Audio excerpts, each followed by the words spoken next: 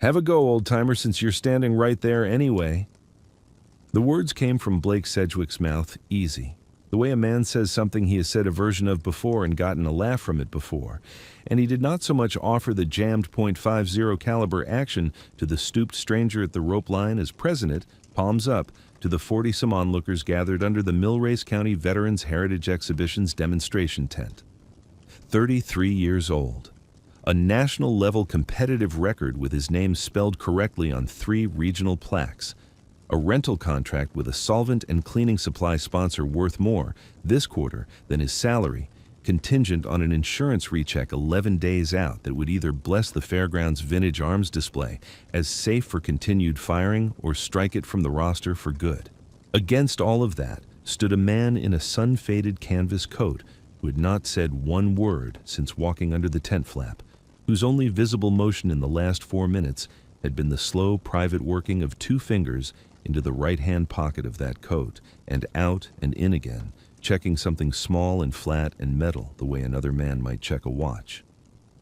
Before anyone handed him anything, Garland Overby was already checking the tin. The story would not say why for some time yet. Sedgwick held the action out a second longer, letting the crowd feel the shape of the joke before it landed all the way. Go on, unless somebody's waiting on you back at the rest home. A ripple of laughter went through the tent, quick and easy, the kind that costs nothing and means less. And somewhere in it, a woman covered her mouth and a man in a fishing cap slapped his knee once, and none of them saw what a nearby young attendant in a fairground polo saw, which was that the old man's eyes had gone, for just a moment, to the breech of the weapon rather than to Sedgwick's face, reading something there that had nothing to do with being laughed at. If you have ever been the quiet one in a room built for noise, the one everyone decided they already understood before you opened your mouth, stay with what happens next. Garland did not reach for the action. Not yet. His right shoulder, when he turned toward the table, turned his whole body with it, a slow half-pivot rather than a reach, as though the arm above a certain height simply did not answer requests anymore, and he had long since stopped asking. He looked at the weapon the way a man looks at a fence line he built 40 years ago, and hasn't walked since, not with surprise but with the flat recognition of an old debt. His hand went to his coat pocket once more. The tin inside was small, the size of 2 matchboxes stacked, its lid worn silver bright at the edges from thousands of thumb openings that had never yet happened in front of another living soul. He did not open it. He closed his hand around it through the canvas, held it there 3 full seconds, and let it go.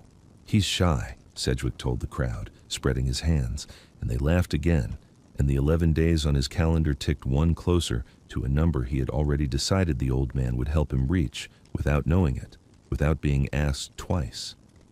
He had come alone, on foot, an hour before the gates opened, while the fairground was still nothing but empty gravel and the smell of diesel generators warming for the day, and the ticket girl at the gate had waved him through without charging him, because there is a certain kind of old man.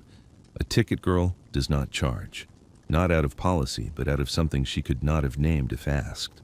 He walked the center aisle of the Heritage Exhibition, the way another man might walk the aisle of a church he no longer attends but still knows the pew numbers of, past the artillery photographs, past the rope line rifles under glass, and stopped, as he stopped every year on this date and no other, in front of the row of vintage .50 caliber displays mounted at chest height on their steel cradles. His coat was canvas, once a hunter's green, sun-bleached now to the color of dust over a gravel road, and its collar sat buttoned wrong, one hole off, the top button through the second hole, and had sat that way long enough that straightening it would have looked stranger than leaving it. His right shoulder held itself lower than the left at rest, and rose, when it rose at all, only as far as his own chest before it stopped like a gate hitting its latch, so that everything he did with that arm he did by turning into it, rather than reaching across his own body. He did not look old the way the exhibition's photographs of old men looked old, faded and posed. He looked worn the way a tool looks worn, along the lines where it was actually used. He stood in front of the third cradle longer than the others. In it sat a .50 caliber action retired from firing use some decades back, kept now only for demonstration, its serial plate polished but its history plate blank, the placard beneath it crediting no one, because no one currently living had thought to ask who ought to be credited. Garland's hand went to his coat pocket, found the tin, opened the flap of canvas over it rather than the tin itself, and closed the flap again. From inside the coat, against his ribs, came the faint dry whisper of leather shifting against leather. A bootlace, though nobody standing near him could have said so, doubled and waxed and worn soft as glove leather from handling, riding in that tin beside a stack of thin steel stock filed down by some hand on some evening, to a set of tolerances that existed nowhere on paper and everywhere in that man's fingers.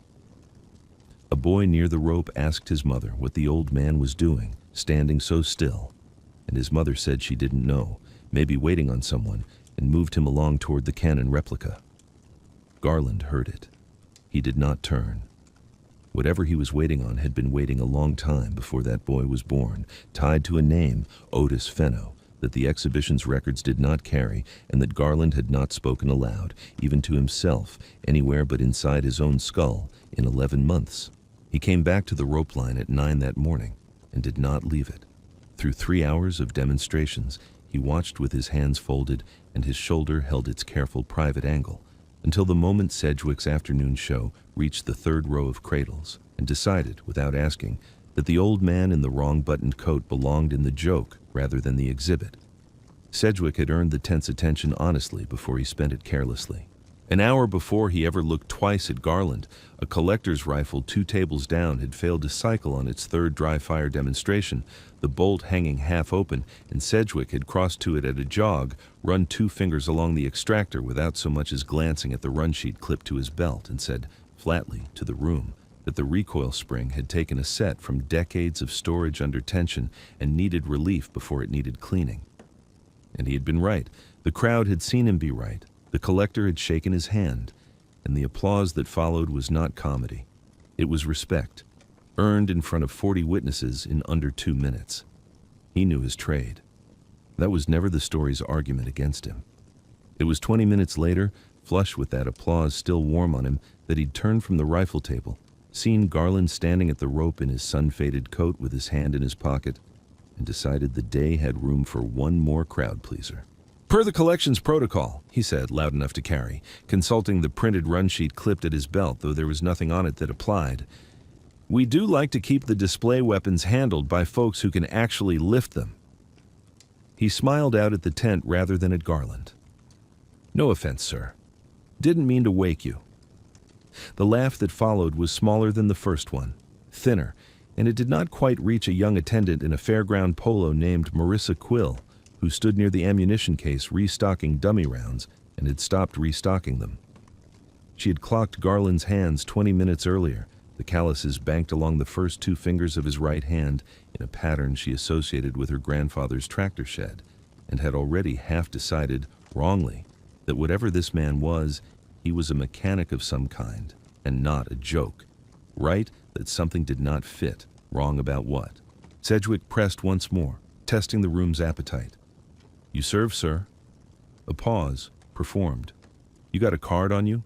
Veteran's card, VA card, anything with a name on it. We do like to log who handles the collection."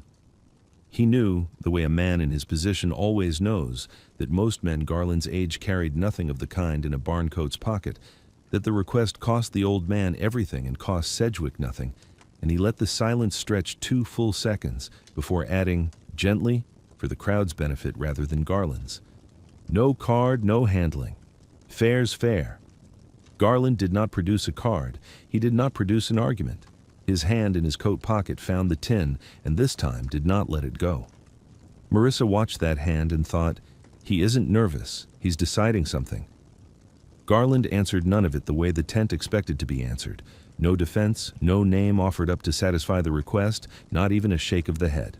What he gave them instead, after a silence long enough that 2 people near the rope shifted their weight, was 4 words about the weapon itself, delivered flat and to no one in particular. "That bolt's not cycling right. Not an accusation. Not aimed at Sedgwick's competence or his joke. A plain observation about sound. The dry, arrested clack the action had made when Sedgwick racked it for the crowd 20 minutes before. A half-beat wrong that only a man who had listened to 10,000 such clacks across 8 years would have registered as wrong at all. Sedgwick, expecting an apology or a shuffle toward the rope, blinked instead at the correction and covered it with a laugh aimed at the tent. "It's a museum piece, sir. It's not required to sound like anything." But he did not rack the action again to prove his point, and a beat of that hesitation reached the front row before he smoothed it over. That was when Garland's hand came out of his coat pocket at last, holding the tin. It was smaller than a deck of cards, tin gone soft-cornered with age, its lid hinge worn to a bright groove where a thumbnail had opened it thousands of times in thousands of kitchens and tool sheds, and evidently never once before in front of another human being. He set it on the display table with a sound too small for most of the crowd to hear, a dull tap of metal on wood, and for a moment did nothing else at all. His right shoulder held its low, patient angle. His left hand rested flat beside the tin, not on it, as though giving it room to be looked at before it was touched again. He opened it. Inside, coiled once around itself, lay a length of leather bootlace, doubled over and waxed dark, supple as something oiled weekly for half a century, and beneath it a thin fan of steel stock, 5 or 6 pieces, each filed down along one edge to a tolerance no machine shop would have stamped a part number on, each edge slightly different from the last, by a hair a caliper might miss, and a thumb would not. The crowd, primed for the punchline it had been promised, went quiet in the wrong direction, not the quiet of anticipation, but the quiet of people who have just realized the joke has stopped being one, and nobody told them when. Somebody near the back said, "Is that it? Is that the trick?" and got no answer, because Garland was not performing a trick. He lifted the bootlace out first, uncoiled it to its full length between 2 fingers, checked its stiffness with a small flex of the wrist, the way another man might test a fishing line before casting, and set it across his own forearm to keep it from touching the ground. Then he took up the thinnest of the filed steel pieces, held it flat to the light for 1 second, no longer, and turned with his whole body back toward the jammed action Sedgwick had set on the table 20 minutes before, believing no one in the tent could possibly know what to do with it. Sedgwick, watching now with his arms crossed and his run sheet forgotten against his belt, said nothing. He had, without quite admitting it to himself, stopped smiling for the crowd 2 full minutes ago. Garland set the bolt handle to half-cock with the flat of his palm rather than his fingers, a motion that cost his shoulder nothing because it never rose above his own chest to do it. He fed the doubled bootlace down along the extractor channel in one continuous motion, no hesitation, no second attempt. He worked it a quarter turn clockwise, held it there 3 seconds, and drew it back out slow, the way a man draws a fishing line taut to feel for the fish rather than to land it. Something inside the action shifted with a small, dry click, felt more than heard by the first 2 rows. He took up the thinnest filed steel piece next and slid it into the gap between bolt face and barrel breech, not looking at it, his eyes half lowered, reading the fit through his fingertips the way a blind man reads a page. It went in a hair's width and stopped. He withdrew it, selected the next piece in the fan, thinner still by a margin no gauge in that tent could have certified, and it slid the rest of the way with no resistance at all. "There it is," he said, to the weapon, not to the room. He drew the bootlace through a second time, this pass shorter, more certain, and something small and bright, a fouled fragment of brass shaving, the kind that collects in an action deliberately over-torqued and never properly cleared, came free on the lace's waxed end and dropped onto the table with a sound like a coin. He racked the bolt once, by hand, unhurried. It cycled clean, full travel, a sound with no hesitation anywhere inside it. "Wasn't the gun," Garland said. 4 words, plain as the 4 before them, and this time he did look at Sedgwick when he said it. Somebody set the headspace wrong on purpose. Gun was never broken. The laughter that had started 20 minutes ago and thinned to nothing now simply stopped, mid-breath, the way a held note stops when the hand lifts off the string rather than when the song ends. Sedgwick's hand, still resting on the printed run sheet at his belt, closed around the paper's edge and creased it without his seeming to notice he'd done it, the only visible thing his body did before his mouth found words again. Sedgwick did not concede. That was the part the tent did not expect, having just watched a man clear in under 2 minutes, a fault Sedgwick himself had spent that morning quietly engineering with a quarter turn of a headspace gauge nobody was meant to notice was missing from the log. What came out of him instead, once his hand unclenched from the creased run sheet, was a demand, pitched for the crowd the way his jokes had been. "Anybody can get lucky with an old lace and a scrap of tin," he said. "You want this room to believe you know that weapon, sir. I'll need something with your name on it. Service record. DD 214. Anything." He said it like policy because policy was the only ground he had left to stand on, and he knew, the way Garland knew things about triggers, that most old men do not carry such papers to a county fairground on a Saturday. Garland's answer was the smallest of his three that day, offered without heat. "Never needed to carry proof of what I already know." It should have ended the exchange in the old man's favor. Instead, it left an opening, and Marissa, wanting badly to close it for him, did the one thing that nearly widened it instead. She left the ammunition case at a near run for the exhibition's records trailer, certain the answer sat filed somewhere in the same boxes that held the placards and unit histories, and came back 11 minutes later. The crowd had not moved, had in fact grown, word of the jammed guns spreading tent to tent across the fairground, with a yellowed unit roster in her hand and a look on her face that had gone from triumphant to uncertain somewhere between the trailer and the rope line. "I found a heavy weapons section roster from that era," she said, holding it up, "but the armorer of records listed as—" She checked it again, as though it might have changed since the trailer. "A Corporal Everly, not Overby. I don't understand. The dates match, the unit matches, but the name's wrong." A murmur went through the crowd that was not laughter this time, but something closer to confusion, looking for a place to land. And Sedgwick, feeling ground return under him, seized it. "There it is," he said, echoing without meaning to the same three words Garland had used over the cleared action. "Wrong name on the only record in this building. Convenient." Garland looked at the roster in Marissa's hand and did not reach for it. His face did not change, but something in the stillness of him thickened, the way still water thickens right before a hard freeze rather than boils. He said only, "Records get copied by tired clerks same as anything else does." He did not explain further. He did not defend the name. He closed the tin, not the bootlace or the feeler stock inside it, just the lid, and set his hand flat over it on the table. It was Marissa, reading the roster a third time with her thumb tracing the margin, who said what none of them had asked yet. "The recheck on this whole collection is 11 days out. If the .50 caliber displays get flagged unreliable before then, and now there's a name discrepancy on top of it." She did not finish the sentence because the shape of what she meant did not need finishing. 11 days, and a jammed weapon that wasn't broken, and a name on paper that didn't match the man standing in front of it, and a sponsorship contract sitting somewhere on Blake Sedgwick's desk, waiting only for the collection's reputation to fall the rest of the way down. The tent had gone very quiet, the specific quiet of a crowd realizing the show it came for, and the story it was actually standing inside of were not the same thing. Into that quiet, from the back of the tent, a voice that had not spoken all afternoon said, "The roster's wrong. I can tell you why." The man walking forward through the parting crowd wore a windbreaker with a range safety officer's patch on the sleeve, the kind everyone at the exhibition had assumed all morning belonged to the sponsor's inspection team, sent ahead to certify Sedgwick's new rental fleet before the recheck made it official.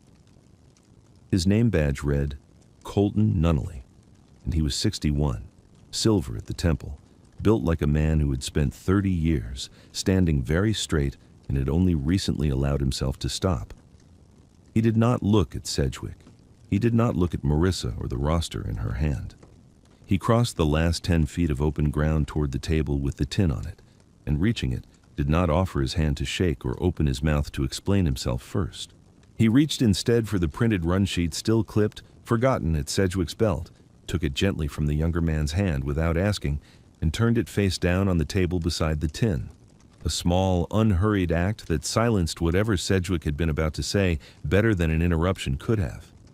Then, he took from inside his own jacket a folder gone soft at the corners with handling, and set it down beside the tin. This is the original maintenance log for that section, transferred out of unit custody in 1971 and kept in my footlocker every posting since, he said. Not a copy, the original. The roster she's holding was recopied for a base historical office sometime in the 80s by somebody who couldn't read a smudged R as a V, and Overby became Everly on paper and stayed that way for 40 years because nobody with a reason to fix it ever looked. He set 2 fingers on the folder's cover and did not open it yet. I've got a reason now. He looked at Garland for the first time since entering the tent, and something crossed his face that had nothing to do with the roster at all. A private arithmetic of his own, the kind a man does only once or twice in a life. He did not salute. He did not straighten to attention. He pulled the folding chair out from behind the demonstration table, the one meant for Sedgwick's water bottle, and sat down in it, hard, the way a man sits when his legs have decided the conversation without consulting him. 1971, he said again, quieter now, for the tent rather than the room's noise. I was 20 years old, and my gun jammed live, on the range, section going through a training exercise with rounds that weren't blank, and a sergeant I'd known 3 weeks put his hand on it and had it cycling again before I finished being afraid. He opened the folder at last, turned it so the page faced outward toward the crowd rather than himself, an entry in faded ink logging a headspace correction made in the field, initialed with 2 letters, G.O., that had sat unread in that footlocker for 50 years. That sergeant's the reason I got old enough to be standing in this tent today telling you about it. He looked at Garland. He cleared mine too, he said. I never got to say it back. No one in the tent laughed now, and no one asked for a card. Sedgwick did not speak first. He stood with the Fairgrounds original service log open on the table in front of him, Nunnally's steady finger resting on the entry with the 2 initials, and for a long moment his only movement was his eyes, moving down the page a second time as though rereading might change the ink. Then he did the thing the story would remember him for, the thing the crowd had not expected from the man who had spent his morning earning applause and his afternoon spending it. He reached to his own belt, unclipped his printed run sheet, already face down, already emptied of authority, and set it beside Nunnally's folder rather than over it. The headspace variance I logged as a manufacturing defect, he said, and his voice had lost the register he used for the crowd. It came out smaller, closer to a private admission than a public one. Was a quarter turn I made myself this morning, before the doors opened. He did not look at the tent when he said it. He looked at Garland. I needed the collection to fail the recheck. My sponsor's fleet only gets the contract if it does. He said it plainly, without excuse folded into it, and something in the plainness was its own kind of penance. Garland let the admission sit a moment before he answered it, the way he let everything sit before he touched it. When he spoke, it was slower than his 4-word corrections had been, and longer, though still nowhere near a speech. I didn't talk about the service because of a man named Otis Fenno, he said. My section sergeant. 31 years gone now, natural causes, nothing dramatic about it, just an old heart that finally quit keeping time. He taught me the lace and the feeler stock both, out of nothing, out of scrap, because the manual didn't cover half of what actually jammed in the field. Before he died, he asked me one thing. Said the work speaks or it doesn't, and a man standing up in front of a room telling folks what he did is a man who's stopped trusting the work to speak for him. I told him it wouldn't need to. I've kept that. He looked at the tin, still closed under his own flat hand. My boy asked me once to go talk to a school assembly about it. I told him no. Wasn't pride. Was a promise. I didn't fix guns for the Army, he added, and this came out plainest of all. The 4 words before, it having cost him something, and these costing him less, because they were the truest thing he had left to say. I fixed them so the men holding them got to go home and be somebody's father. Sedgwick's jaw worked once before anything came out of it. What do you need from me? He said. And it was not performance. It was a real question, the first one he had asked all day that wasn't already answered on his run sheet. Name it. Garland shook his head, small, final. Don't need the sponsorship pulled. Don't need an apology read into any minutes. Need the placard under that 3rd cradle to carry the right name is all. Roster 2 if the historical office will take a correction 50 years late. He tapped the tin once, closed, and drew his hand back. Let Corporal Everly go on being whoever he actually was. He's owed his own name same as I'm owed mine. Sedgwick knelt at the table and, with his own pen, began correcting the log himself in his own hand, dating the correction and initialing it, rather than asking a clerk to do it later where no one would see the doing of it. It was a small, private labor, performed in front of the very crowd he'd meant to entertain an hour before, and nobody laughed at that either. A year passed the way years do at a county fairground, marked mostly by the changing color of the bunting and the new coat of paint on the gate ticket booth, and on the same date as before, at the same hour before opening, Garland Overby walked the center aisle of the Millrace County Veterans Heritage Exhibition alone, on foot, past the artillery photographs and the rope-line rifles to the row of vintage .50 caliber displays mounted at chest height on their steel cradles. The third cradle held its weapon exactly as it had a year ago, relit now under new tent lighting installed after the recheck cleared the collection without a single piece flagged for removal. The sponsorship deal quietly withdrawn and never spoken of again by anyone who had watched it come undone. Beneath the weapon, screwed into fresh brass rather than the old bent placard stand, a corrected marker read the name it should always have read, the one that had been true the whole time whether or not anyone else had known to write it down.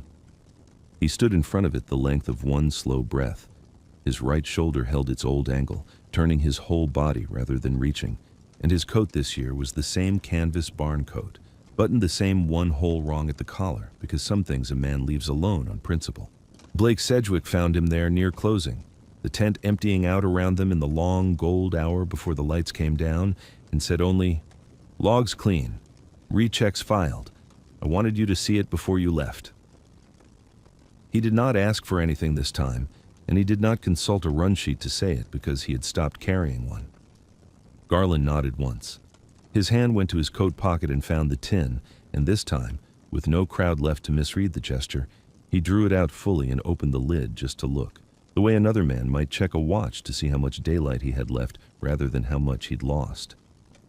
The bootlace lay coiled inside it, waxed dark and soft, the feeler stock fanned beside it exactly as it had been filed by a hand, 50 years gone, still teaching a hand that remembered it. He closed the tin, unhurried, and set it back in his coat pocket where it rested now, at rest against his chest. If there are tools you have kept all these years for someone who never got to see you use them, you already understand why he did not need the room to applaud. He walked out past the gate the way he had walked in, on foot, alone, the .50 caliber display glowing quietly behind him under the name that had never once, in his own accounting, been wrong.